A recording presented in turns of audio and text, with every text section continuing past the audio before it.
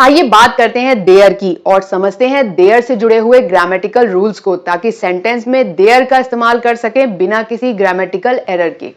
तो समझने की जरूरत है हमें 3 नियम। आइए जानते हैं पहले नियम को। देखिए, जब भी सेंटेंस में देयर का यूज एज अ सब्जेक्ट हो रहा होता है, यानी सेंटेंस की शुरुआत में देयर लग रहा होता है, तो हमें ध्यान देने की जरूरत है कि देयर के साथ सिंगुलर नाउन आएगा या फिर प्लूरल नाउन। उसी के अकॉर्डिंग हम उसमें सिंगुलर वर्ब या फिर प्लूरल वर्ब लगा देते हैं। देखिए, जैसे हमने सेंटेंस की शुरुआत की देयर से, देयर इज अ बुक, तो यहां पे अ बुक सिंगुलर है यानी सिंगुलर नाउन है, तो हमने उसके साथ लगाया है देयर इज।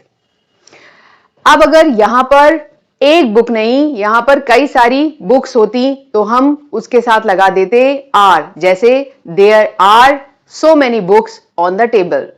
तो ध्यान रखिए इस चीज का कि जब भी हम देयर का प्रयोग सेंटेंस की स्टार्टिंग में एज अ सब्जेक्ट कर रहे होते हैं, तो हमारा यह देखना बहुत जरूरी है कि उसके बाद सिंगुलर नाउन है या प्लूरल नाउन, क्योंकि उसी के अकॉर्डिंग उसमें हम सिंगुलर वर्ब या प्लूरल वर्ब लगाएंगे। इसे समझते हैं कुछ और एग्जाम्पल से। There was a loud noise outside. A loud noise जो है वो सिंगुलर है, इसीलिए यहां पर आया है singular verb was. There has been an increase in sales this year. देखिए, an increase जो है ये सिंगुलर है, इसीलिए यहां पर सिंगुलर वर्ब आया है has। अब अगर यहां पर प्लूरल होता तो हम कौन से वर्ब लगाते? For example, there are many students in the classroom. There were several options to choose from. There have been multiple reports of the incidents. देखिए, यहां पर है स्टूडेंट्स, ऑप्शंस और मल्टीपल रिपोर्ट्स, ये प्लूरल हुआ, ये प्लूरल नाउन है, इसीलिए हमने इनके साथ प्लूरल वर्ब लगाया है आर, वर और हैव। अगर यहीं पर सिंगुलर होता तो हमने लगाया था इज, वॉज और हैज। तो हमेशा ध्यान रखिए, अगर एज अ सब्जेक्ट सेंटेंस में देयर की स्टार्टिंग हो रही है तो हम हमेशा ध्यान देंगे कि उसके बाद जो है वो सिंगुलर नाउन है या प्लूरल नाउन, और उसी के अकॉर्डिंग हम सिंगुलर वर्ब इज, वॉज और हैज लगा देंगे। और अगर प्लूरल नाउन है तो हम लगा देंगे प्लूरल वर्ब आर, वर या फिर हैव। अब बात करते हैं कि अगर सेंटेंस में देयर के साथ नथिंग आया है, यानी ना सिंगुलर है ना प्लूरल, तो हम क्या करेंगे? तो हम उसे सिंगुलर ही मानेंगे और हम लगा देंगे singular verb. For example, there is nothing, there was nothing in the cupboard. तो आइए बात करते हैं देयर के दूसरे नियम की। देखिए, देयर अगर सेंटेंस में एज अ सब्जेक्ट आता है, यानी सेंटेंस की शुरुआत देयर से होती है, जैसा कि पहले नियम में था। लेकिन अगर उसके बाद यानी वर्ब के बाद amount, weight, height, time, distance या फिर पेयर वर्ड्स आते हैं, तो हमें यह देखना होगा कि वो ट्रीट किए गए हैं एज अ सिंगुलर सब्जेक्ट, यानी एक के तौर पर, या फिर अलग अलग। तो हम उसी के अकॉर्डिंग देयर में वर्ब लगा देंगे, या तो सिंगुलर या plural verb. With quantities like amount, weight, height, time, distance, the choice of singular or plural verb depends on whether the noun is treated as singular or plural in meaning. तो ध्यान रखिए इस बात का कि इनकी जो क्वांटिटीज हैं एज अ सिंगुलर इंडिकेट की गई हैं या फिर प्लूरल अलग अलग, और उसी के अकॉर्डिंग हम देयर में सिंगुलर वर्ब या प्लूरल वर्ब लगा देंगे। आइए इसे एग्जाम्पल से समझते हैं। Amount, there is a large amount of money in the account. तो यहां लग गया है लार्ज अमाउंट ऑफ मनी के साथ अ, इसका मतलब इसका यूज हुआ है एक सिंगल यानी सिंगुलर सेंस में, इसीलिए इसे माना गया सिंगुलर सब्जेक्ट, और इसके साथ आया है सिंगुलर वर्ब इज। लेकिन अगर वही सेंटेंस हो, there are several large amounts of the money transferred today, तो यहां पर यूज किया गया है इसे प्लूरल के तौर पर, यानी several large amounts of money, इसीलिए इसे कंसीडर किया गया प्लूरल सब्जेक्ट, और इसके साथ आया है plural verb are.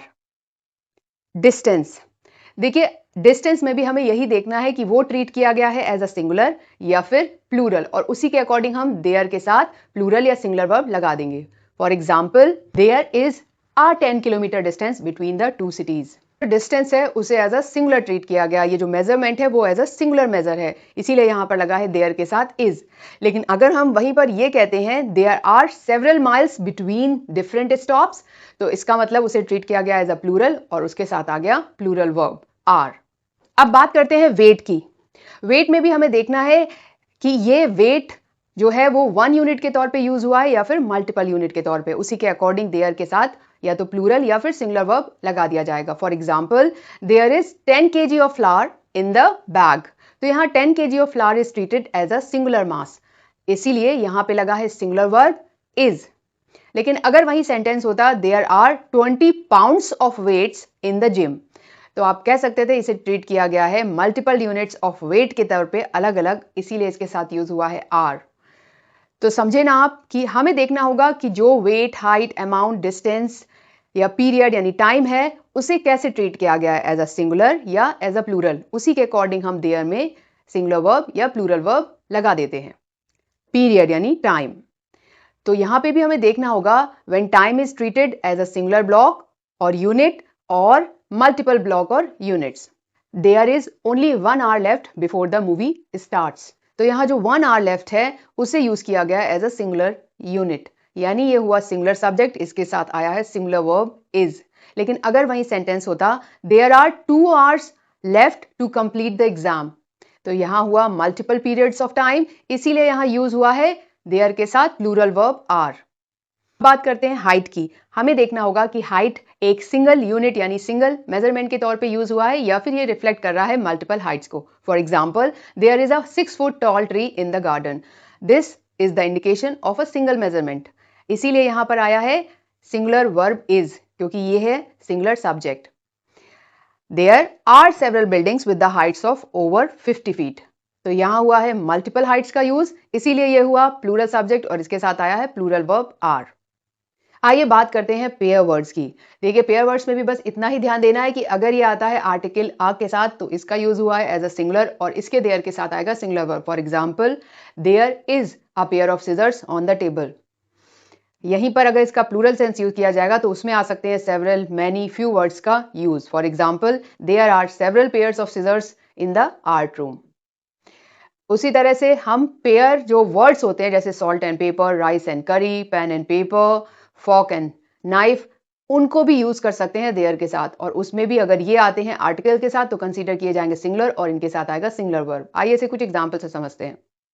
There is a plate of rice and curry waiting for you, यहाँ पे अ प्लेट की वजह से हो गया ये सिंगुलर और इसके देयर के साथ आया है सिंगुलर वर्ब इज। उसी तरह से हम कह सकते हैं there are bowls of rice and curry being served at the buffet, तो यहाँ पे यूज हुआ है यहाँ अलग अलग मैनी के तौर पे, इसीलिए ये हुआ प्लूरल और इसके साथ आया है प्लूरल वर्ब आर। आइए इसे एक और एग्जांपल से समझते हैं। There is a set of salt and pepper shakers on the table, तो ये हुआ सिंगुलर, इसीलिए इसके साथ आया सिंगुलर वर्ब इज, क्योंकि इसमें लग गया है a set of salt and pepper. लेकिन अगर वहां पे हम कहेंगे there are several sets of salt and peppers on the dining tables, तो यहाँ हुआ है अलग अलग सेवरल यानी मैनी का यूज, इसीलिए इसे माना गया प्लूरल और इसके साथ आया प्लूरल वर्ब आर। जब हम एक्सक्लेमेटरी वर्ड्स की तरह देयर को यूज करते हैं तो हम लगाते हैं उसके साथ exclamation marks. For example, there I have finished the task, there he goes, there you are, तो ये हैं एक्सक्लेमेटरी सेंटेंसेस जो सडन फीलिंग्स को एक्सप्रेस करते हैं, सरप्राइज, सैडनेस या फिर एक्साइटमेंट। तो देयर का यूज हो सकता है एक्सक्लेमेशन मार्क की तरह भी। साथ में कभी कभी जब देयर सेंटेंस में एज अ सब्जेक्ट नहीं आता, यानी दो अलग तरीके से भी आता है, यानी सेंटेंस में बाद में आता है ही इज देयर यानी एज अ प्रेडिकेट, यहां पे फंक्शन हुआ है एडवर्ब की तरह। तो ध्यान रखिए जब भी बाद में आता है तो हम सेंटेंस में जो भी सब्जेक्ट होता है उसी के अकॉर्डिंग हम सेंटेंस में लगा देते हैं verb. For example, he is there, they are there, she was there. तो आशा है आपको देयर के प्रयोग में कोई समस्या नहीं होगी, है ना आसान।